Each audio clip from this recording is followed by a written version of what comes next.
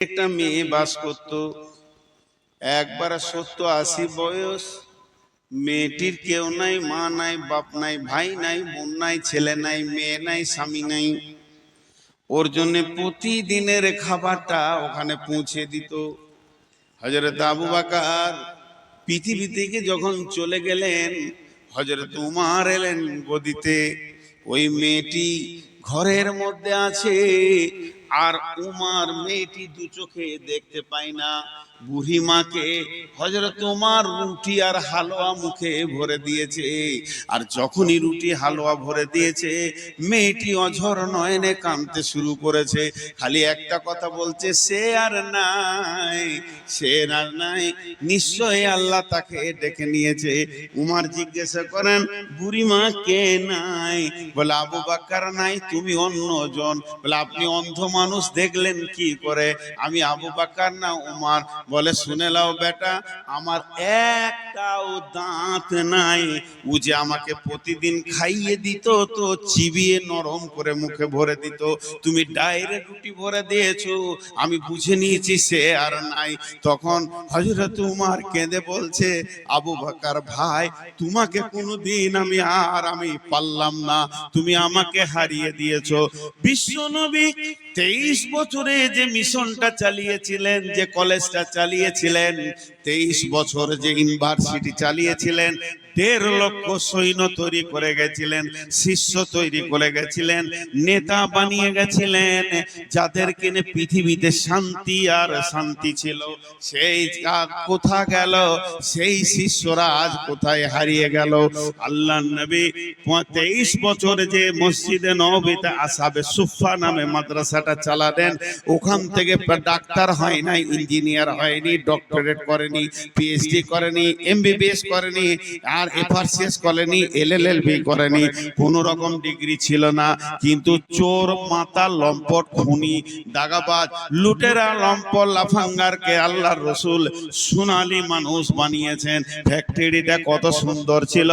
ওই হযরত উমর রাসূলের হাতে সেকেন্ড পর্যায়ে ছাত্র, ফার্স্ট পর্যায়ে ছাত্র আবু বকর। তাহলে হযরত উমর দেশকে শাসন করলেন একটা আঙ্গুলের ইশারাতে।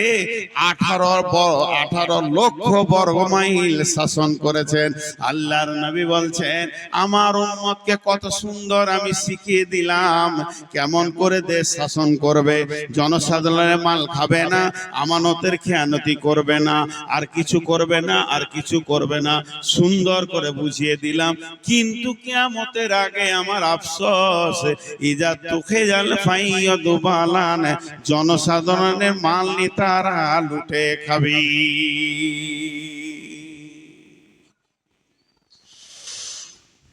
আজকে আমাদের অবস্থা কি ভাবেন একটু। আমি দেয়ালে যদি একটা দাগ টেনে দিই বোর্ডে, ওই দাগটা ছোট না বড় আপনি বলতে পারবেন না। ওর পাশে আর একটা দাগ যদি টানা হয়, তখন ও ছোট না বড় বলতে পারবেন। একদিকে এখনকার যুগের নেতাদের চরিত্র, আর একদিকে রসুলের নেতাদের চরিত্র, দুটাকে পাশে পাশে রাখেন। 2002 সালটা বলছি, 2002 আমি বাংলাদেশে ছিলাম। ঢাকা আন্তর্জাতিক এয়ারপোর্ট থেকে একটা গাড়িতে চেপে ঢাকা ইসলামপুর ডেমরা রোডে যাচ্ছি। আমার সাথে একজন সাথী ছিলেন ওই দেশের, নামও মনে আছে। সেই ব্যক্তি গাড়িটাকে দাঁড় করিয়ে একটা পত্রিকা নিল, পত্রিকা যুগান্তর পত্রিকাটার নাম আমারও মনে আছে। আর পত্রিকার ফার্স্ট হেডিং এ বড় করে লেখা আছে, বড় করে, আমাদের ভারতবর্ষের একটা মন্ত্রীর নাম, নামটা বলবো না, অমুক মন্ত্রী আজকে সকালে ফার্স্ট ফ্লাইটে অক্ষত নিরাপত্তায় ভাবে নিজের দেশে ভারতে ফিরে গেলেন। মানে কোনো মন্ত্রী গিয়েছিলেন বাংলাদেশে, 2-3 দিনের সফর ছিল, খবরের কাজগুলো করে সে নিরাপত্তায় কোনো তার অসুবিধা হয়নি, আমাদের দেশে প্লেনে ফিরে গেলেন। এটা পত্রিকায় বের হয়েছে। সকালে ওখানে কিছু খায়নি, খুব ভোরে প্লেনটা দিয়ে লিখেছে সকালে বেড টি খেয়েছে। বেড টি, বেড টি বুঝেন তো? বিছানায় বসে এক কাপ, ডাইনিং টেবিলে লয়, নাস্তা লয়, বেডটি বলে ওটাকে, বিছানায় বসে এক কাপ চা খেয়েছে। তো সেই চাটার সেই যুগে 2002-এ খরচা হয়েছে 18,000 টাকা এক কাপ চা। ওর হলারের সাইজ কত? এক কাপ চায়ে 18,000। হ্যাঁ, এটা হলো ইংরেজি কম্পিউটার দ্রুতগামী যুগের মন্ত্রী। এটা হলো আধুনিক যুগের মন্ত্রী, বহু জ্ঞানের অধিকারী। এদের হাতে কম্পিউটার এসে গেছে, এরা দেশকে শাসন করছে। আমাদের মোদিজি শুধু পায়জামাটা পরে 15 লক্ষ টাকা দাম। যদি কোনো এখানে সেলাই মেশিনওয়ালা আছেন, চলে যান টেলারটা ওখানে খুলেন গা, একটা পায়জামা 15 লক্ষ টাকা দাম। এটা হলো এই যুগের মন্ত্রীদের চরিত্র। চলেন রসুলের যুগে যায়। আল্লাহর নবী দুনিয়া থেকে চলে গেলেন, মদিনার গদিতে বসলেন কে? আবু বকর। আবু বকর দুনিয়া থেকে চলে গেলেন, মদিনার গদিতে খলিফা কে হলেন? খলিফা হযরতে উমর ফারুক রাদিয়াল্লাহু তাআলা আনহু। হযরত উমর যখন মদিনার গদিতে বসলেন, তখন বিশ্ব শাসন করতে শুরু করলেন। 18 লক্ষ বর্গ মাইলকে তিনি শাসন করতেন। হযরত উমর ছোটতে আলা ভোলা ছিল, ছোটতে সাদা সিধে ছিলেন, ছোটতে খুব বিচক্ষণতা পাওয়া যায়নি। একটা ঘটনা শুনলে বুঝবেন। ওর বাপ ওকে উট চড়াতে দিয়েছে মাঠে। উমর রে, উটগুলো নিয়ে যা, উটগুলো চড়িয়ে নিয়ে আয়। যখন বাড়ি আসে তো মাথার চুলে এক গাদা উটের লাদ, উটের গোবর গোটা মাথায় লেগে আছে। ওর আব্বা নাম হচ্ছে খাত্তাব। খাত্তাব জিজ্ঞেস করছে, উমর এখানে আয়। দেউ গেল বাপের কাছে, তোর মাথায় এগুলো কি? এমনি হাত দিয়ে বলছে গোবর। খেপার মতো বলছে এগুলো গোবর। কিসের গোবর? বলছে উটের গোবর। উটের গোবর তোর মাথায় এলো কি করে বল? বলছে আব্বা, মরুভূমিতে রোদ খুব, এবার রোদে বসবো কোথা? উটের পাছাতে গিয়ে বসেছি, লেদে দিয়েছে ও। বসার জায়গা দেখেন, উটের পাছায় বসেছি, লেদে দিয়েছে ও। ধোয়ার তো কোনো ব্যবস্থা নাই, তাই গোবর লেগে আছে। ওর বাপ ওর গালে একটা চর মেরেছিল, টান মেরে একটা চর দিয়ে বলছে, গাধা, তুই উট চড়াতেও জানিস না, আল্লাহ তোকে এত জ্ঞান কম দিয়েছে রে গাধা, বাপ তো মারবি বেটাকে। এই সেই উমর যে মাথায় গোবর নিয়ে বাড়ি এসেছে, ওই উমর যেদিন মদিনাতে খলিফা হলেন, 18 লক্ষ বর্গ মাইলকে একটা আঙ্গুলের ইশারায় হিলাচ্ছেন। সেই উমর মসজিদে নববীতে শুয়ে আছে। ফজরের নামাজ পর একটু আরাম করছে। গদিটা কি? বালুর ওপরে। 18 লক্ষ বর্গ মাইলে বাদশার বিছানা কি বালুর ওপরে চাদরটা বিছিয়ে দিয়েছে, বালিশ নাই, এ হাতটা দিয়ে দিয়েছে, একটু আরাম করছে। হাজি একা থাকতে পারবে এখন না মন্ত্রীরা? সামনে গাড়ি, পেছনে গাড়ি, সিকিউরিটি। সিকিউরিটিদের নাম কি দিয়েছে বলেন তো? Security force. বাংলায় বলে দেহরক্ষী, বডিগার্ড। আর একবার বলছি, বডিগার্ড, দেহরক্ষী। নামটা খুব অ্যাপ্রোপ্রিয়েট। আজরাইল তার বডি লিবে না, আত্মা লিবে। আত্মা গার্ড বললে বিপদ ছিল। আজরাইল আত্মা নিয়ে যাবে আর বলবে যে বডিটাকে তোরা আগুন যেন শিয়ালে না খাই, তোদের ডিউটি তোরা কর, বডিগার্ড। কিন্তু উমর একা আছে, কয়েকটা সৈন্যকে পাঠিয়ে দিয়েছে জেরুজালেম। ধৈর্য ধরেন, কয়েকটা সৈন্যকে জেরুজালেম পাঠিয়ে দিয়েছে, ওখানে কালেমা তাওহীদ পৌঁছিয়ে দাও, সেখানে দ্বীনের দাওয়াত পৌঁছিয়ে দাও। তারা অন্ধকারে আছে, তাদের কাছে আলো পৌঁছিয়ে দাও, কোরআনের আলো পৌঁছিয়ে দাও, রসুলের হাদিস পৌঁছিয়ে দাও। সেই সৈন্যগুলোকে জেরুজালেমের সৈন্যরা কেল্লায় ভরে অবরোধ করে দিয়েছে, তাদেরকে তাবলীগের কাজ করতে দিছে না। তদানীন্তনকালে ওই জেরুজালেমের যিনি প্রাইম মিনিস্টার ছিলেন, প্রধানমন্ত্রী ছিলেন, তিনিও একটা গির্জার পোপ। একটু আগে বললাম পাপায়ে আজম, তিনি একটা গোটা জেরুজালেমকে শাসন করছে। জেরুজালেম হচ্ছে একটা ছোট দেশ, আর আমার উমারের দেশ হচ্ছে বড়। এবার পাপা দেখলো উমারের সঙ্গে যদি যুদ্ধ করতে যায় পারবো না, ওর যা সৈন্য আছে আমার তো নাগরিক নাই, কেমন করে চলবো? তিনি একটা চিঠি লিখলেন, আর চিঠি লেখার পর একটা দূতকে বললেন, বন্ধু এটা তুমি পৌঁছে দাও মদিনাতে। ওই রাষ্ট্রদূত চিঠিটা নিয়ে হাঁটতে হাঁটতে হাঁটতে হাঁটতে মদিনা মারোয়ারায় গিয়ে পৌঁছালো। মদিনায় পৌঁছানোর পর বলছে, মুসলিম জাহানের পার্লামেন্ট কোনটা, মুসলিম জাহানের সংসদ কোনটা, মুসলিম জাহানের আপনার গদি কোনটা, মুসলিম জাহানের সব থেকে বড় পার্লামেন্টটা কোথায়? ছোট বাচ্চারা বলছে ওই যে মসজিদে নববী, এটাই হলো মুসলিম জাহানের পার্লামেন্ট। সাইমন ধরে পড়েছে কুটির, তুমি তো পরনে নুয়ে, খেজুর পাতার প্রাসাদ তোমার বারে বারে গিয়াছে খোঁজে। পারমেল ডাকিছে, মার্বেলের নয়, কারুকার্য করার নয়, মাত্র খেজুর গাছের পাতা আর খেজুর গাছের ছাওয়ানি। বলে আপনাদের আমিরুল মুমিনিন কোথায়? বলে ওই যে মসজিদে শুয়ে রয়েছে, কোনো বডিগার্ড নাই, কোনো সিকিউরিটি নাই, কোনো দেহরক্ষী নাই, একটু আরাম করছেন, ফজর পড়েছেন। উনি বলেন আমাদের আমিরুল মুমিনিন, খলিফাতুল মুসলিমিন। উনি যে বলেন আদব নেবেন জাহাপনা, হযরতে আদম নেবেন জাহাপনা। যেই বলা আমিরুল মুমিনিন উঠে বলছে, কে বাবা, তুমি কোথা থেকে এসেছো? রাষ্ট্রদূত বলছে, হুজুর আমি জেরুজালেম থেকে এসেছি, আমাদের প্রাইম মিনিস্টার আপনাকে একটা চিঠি দিয়েছে। আমার বলার কিছু নাই, একটু চিঠিটা নজর লাগিয়েলেন। হযরত ওমর চিঠিটা নিয়ে পড়ে দেখলেন, বললেন জাহাপনা আপনার সৈন্য আমার দেশে দাওয়াত দিতে এসেছে, কোরআন হাদিসের, তাদেরকে কেল্লায় অবরোধ করা হয়েছে। আমি আপনার সাথে যুদ্ধ চাই না, আপনার সঙ্গে সমঝোতা করতে চাই।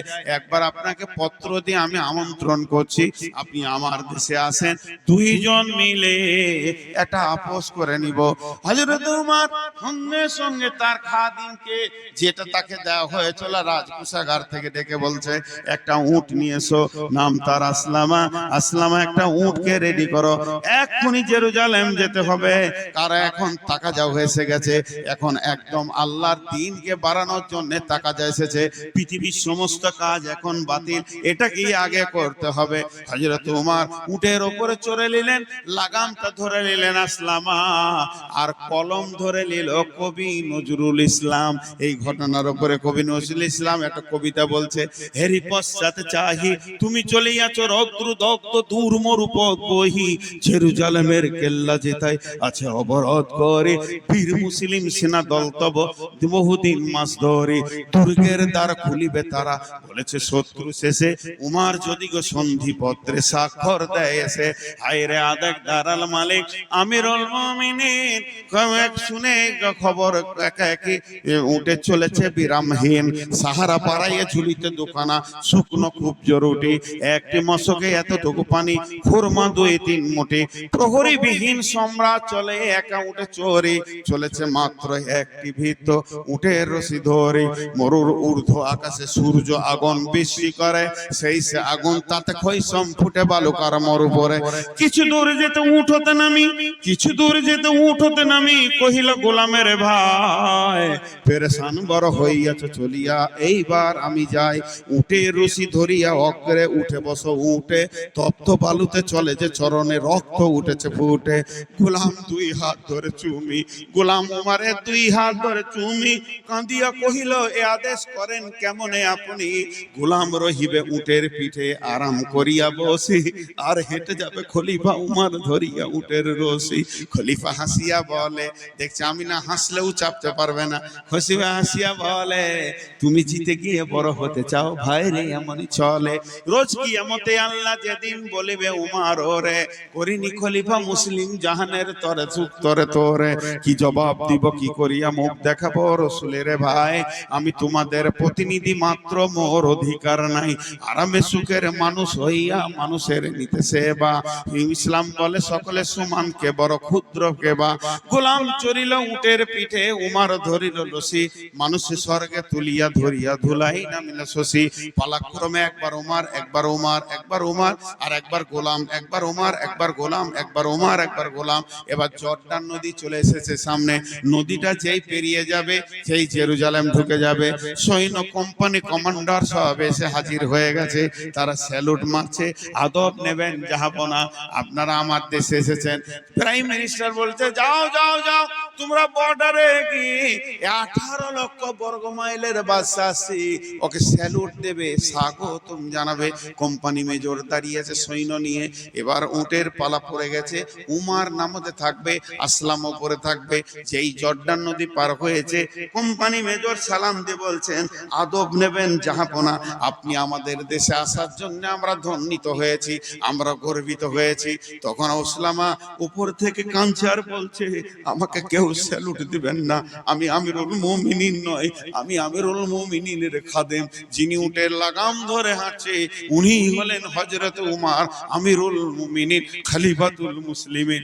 সৈন্যরা ঝরঝর করে কেঁদে দিল, হায় আল্লাহ, বাদশা দেখেছি, মন্ত্রী দেখেছি, রাজা দেখেছি, বড় বড় ধনী দেখেছি, জমিদার দেখেছি, কিন্তু পূর্ণাঙ্গ মানুষ এখনো দেখিনি। আজকে একটা পূর্ণাঙ্গ মানুষ দেখলাম।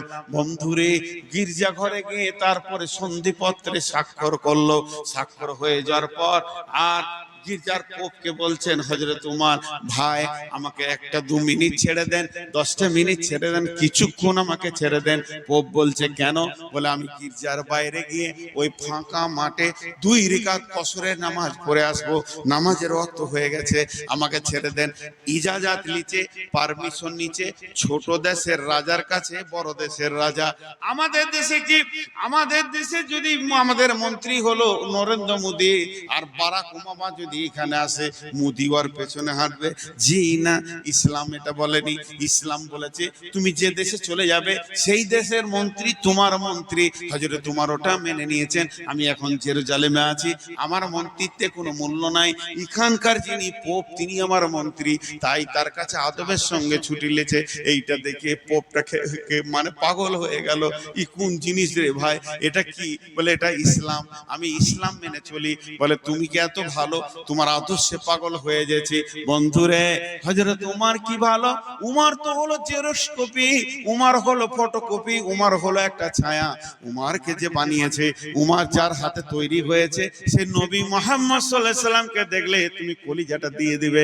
তখন পাদ্রী পোপ বলল, হে ভাই উমর, হে ভাই উমর, তুমি হাতটা আমার দিকে বাড়াও। উমর হাত বাড়ালেন, পোপ ওর হাতের উপরে হাত রেখে বললেন আশহাদু আল্লা ইলাহা ইল্লাল্লাহ ওয়া আশহাদু আন্না মুহাম্মাদান আবদুহু ওয়া রাসূলুহু। একটা সাহাবী, একটা চরিত্র, একটা সাহাবী, একটা চরিত্র, একটা দেশ জয় করে চলে এলেন। বন্ধু আমার, এ ছিল রাসূলের বানানো নেতা।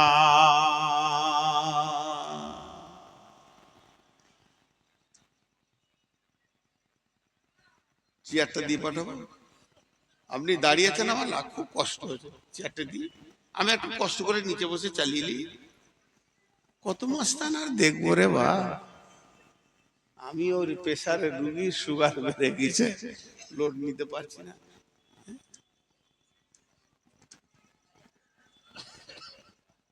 12টা বেজেছে,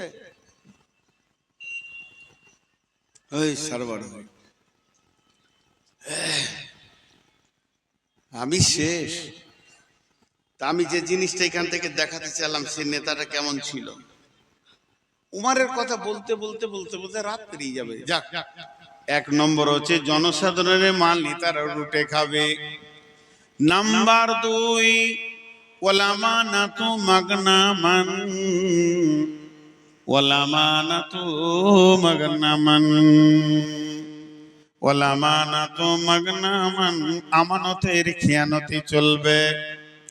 এমন একটা জামানা আসবে, 20,000 টাকা যদি কারো কাছে রেখে দেন 3 দিন পর নেব বলে, 3 দিন পর যখন আপনি আসবেন, বল ভাই টাকাটা দেন, ছিহে দিয়ে দিচ্ছি বিকাল বেলায়।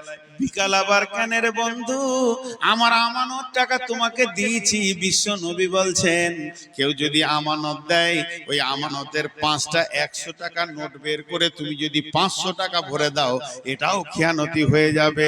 যে নোটগুলো দিয়েছে ওটাই দিতে হবে, এটা আমানতদারি। আমানতদারি খেয়ানত করলে ওই লোকটা মুনাফিক হয়ে যাবে। অথচ আল্লাহর নবী বলছেন এমন একটা জামানা আসবে, আমার উম্মতের ভিতরে আমানতদারি চলে যাবে। এবার বলেন 50,000 টাকা দিয়ে আপনি নিশ্চিন্তে থাকতে পারবেন না? 5 দিন পর টাকাটা আমি পেয়ে যাব। আনতে গেলে প্রথম বলবে বাক্সতে আছে, আপনার ভাবি নাই। তারপরে বলবে ভাবি এসেছে, টাকাটা বড় ছেলে একটা কাজে লাগিয়ে দিয়েছে, কালকে নেবেন পশু নেবেন। এই করতে করতে 10 বছরও আপনি টাকাটা আর পাবেন না। আমানতের খেয়ানাতি চলবে। মাদ্রাসার টাকা, মসজিদের টাকা, আর খিলাফের টাকা, আপনার কিনা সরকারি টাকা, গ্রামের টাকা, মসজিদের মক্তবের টাকা, কুরবানির চামড়ার টাকা, ফিতরার টাকা, যার কাছে জমা থাকবে ও আমানতের খেয়ানতি করবে। এটা কিয়ামতের দ্বিতীয় আলামত।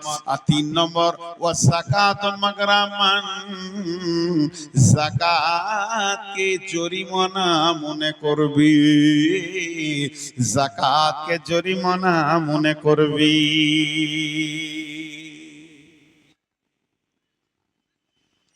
কিছুদিন আগে ওয়াকফ বিল নিয়ে লাফালাফি হলো কি হলো না? আরে হ্যাঁ না বলেন? তো কলকাতায় যে ওয়াকফের সম্পত্তিটা আছে, শেষ দিকে কি রেজাল্ট পেলেন?